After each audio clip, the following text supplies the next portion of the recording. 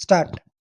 It was felt that an authority which may be called upon to deal with questions such as the question whether the teacher has been wrongfully removed, the matter has to be dealt with so far as the management is concerned, and the university has to deal with the management, or whether something has been done by the management or the governing body which is not in the best interest of the university.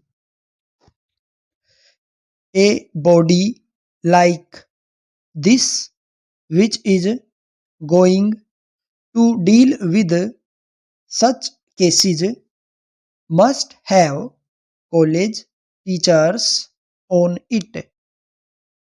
Therefore, this was a move which, in my humble opinion, was a correct move, a move in the proper direction, and it would have created a situation if it had already started functioning, when the teachers of the college themselves would be partners in planning out what arrangements have to be made.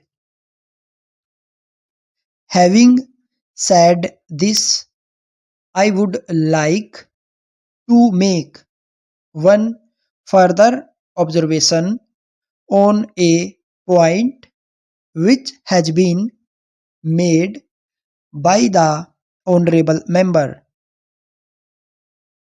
Apparently, the way some of the functionaries of the Delhi Teachers Association have been talking has misled the honorable members. If I may most humbly point it out, government's position, as I have stated very clearly, is that the definition of a teacher of the degree college as given under the Act is accepted by the government, and government has no intention of modifying it. The definition says that a teacher of a college means a person appointed for the purpose of imparting instructions in any college. Now, all members of the academic council are teachers. It is an artificial way to create dichotomy, and I do not want to do it. It seems all the people who came to see the honorable member wanted to have their cake and eat it so too.